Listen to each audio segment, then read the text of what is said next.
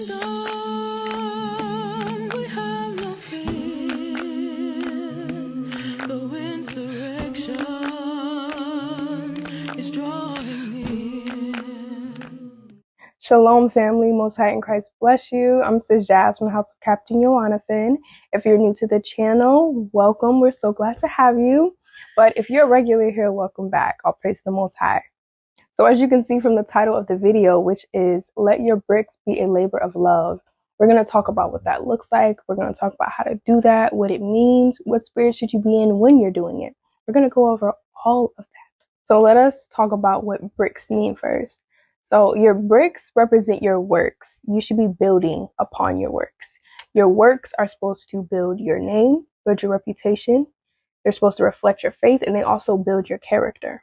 Whether those works be for your parents, whether they be for at the school or nationwide, those works should be glorifying the Lord. So Matthew chapter 5 verse 16 says, "Let your light so shine before men that they may see your good works and glorify your Father which is in heaven." So that scripture alone tells us that 1, we should have works, 2, they should be good works, and 3, that they're supposed to glorify our Father, and that other people are looking at our works for an example. So that alone tells us that our works don't just represent us, but they represent the household we come from. So our fathers, they represent our people as one, and they represent this truth.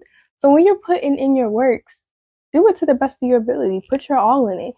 Don't give this truth, don't give our people or the Most High your bare minimum. So James chapter 2 verse 18 says, "Yea, a man may say, Thou hast faith, and I have works. Shew me thy faith without thy works, and I will shew thee my faith by my works." Meaning, our faith is shown through our works. But that does not mean the sister on the kitchen team has a greater or more amount of faith than you do. It's more about where your spirit is when you're doing your works. If you're doing your works wholeheartedly, your faith is there. But if you're doing your works with an attitude or grudgingly, that is a good way to identify if your faith is not where it needs to be. And don't be putting in works for credit or for attention. You see one sister get complimented on her bread, so now you want to join the kitchen team to get some compliments on yours. Like, no, we're not doing that. That's not the spirit we should be rolling in. That is not godly, and those aren't good works, and they definitely aren't works of faith. So like James chapter 2 verse 18 says, your works represent your faith. Now, they are building a foundation of your reputation on earth and also to the Lord, right? So Matthew chapter 6 verse 20 says, "But lay up for yourselves treasures in heaven." That is not earth, in heaven, where neither moth nor rust doth corrupt, and where thieves do not break through nor steal. So all the earthly things like rust and moths that eat through clothes and things like that, and thieves that can steal your riches, that's not the type of stuff you're storing up. That's not the type of treasure you're storing up. You're storing up a reputation, a good name, your faith. That's what you're showing and proving to the Most High.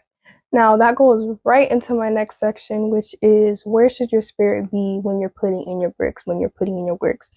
It should not be with any kind of hatred in your heart, attitude, anger, pride. It shouldn't be with those spirits. It should be with fruitful spirits, right? Which is in Galatians chapter 5, verse 22 to 23.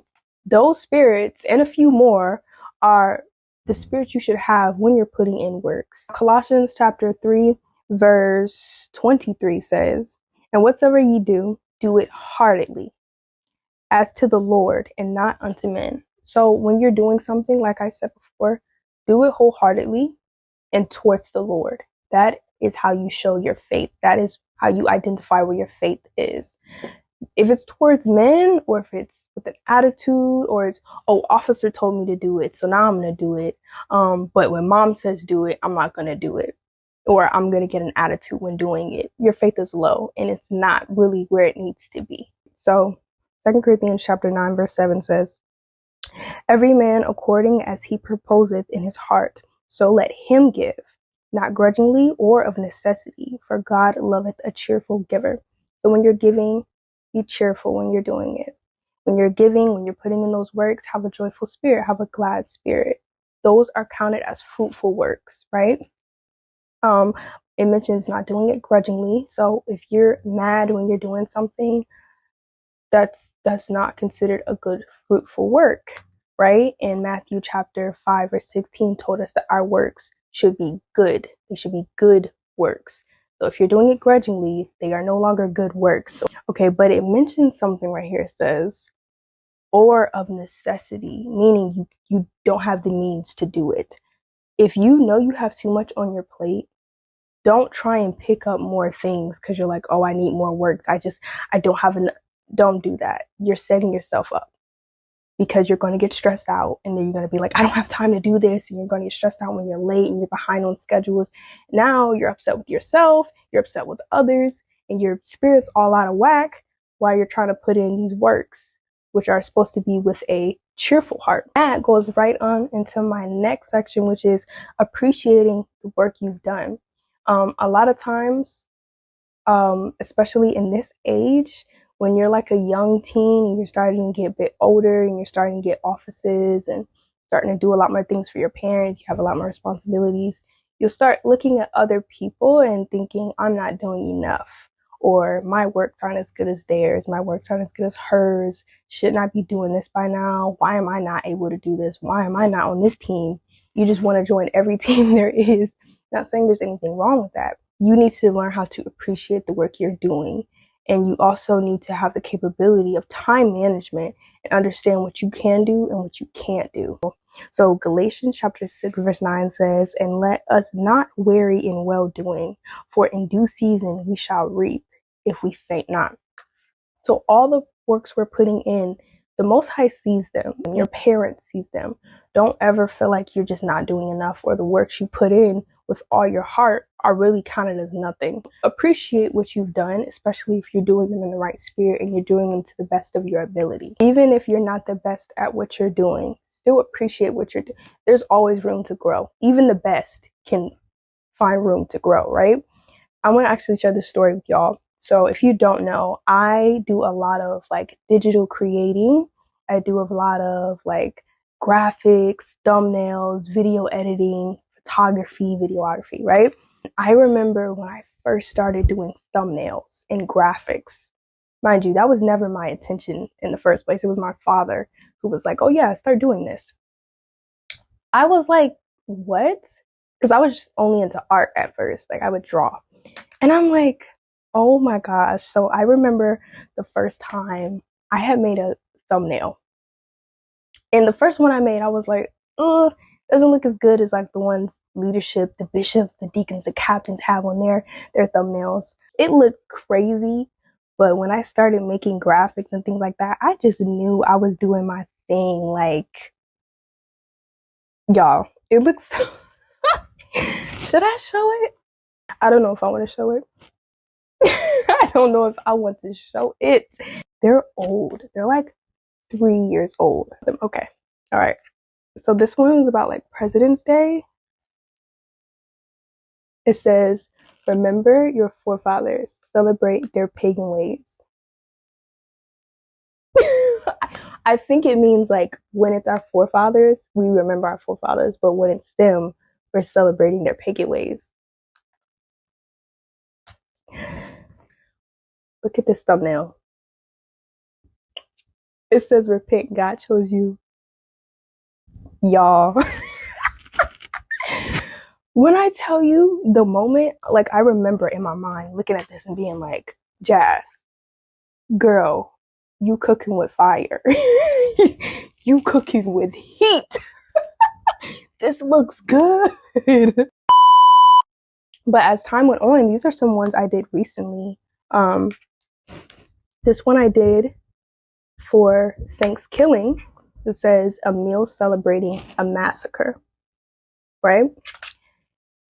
This one's about new moon. But you see like the elevation, you see how it's just, this one I did for fun. It's also for the new moon. I don't know if you can see it. It's a little bright. This is also one I did for Thanksgiving.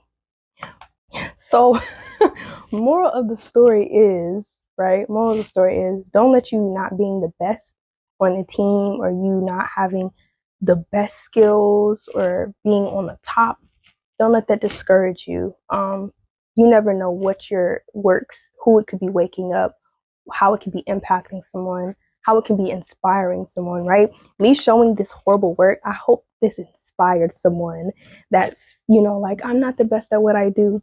Keep pushing. The more you do it, the better you get at it. 1 Corinthians chapter 16, verse 4 says, let all your things be done with charity. So again, even if you're not the best, you're still giving your all.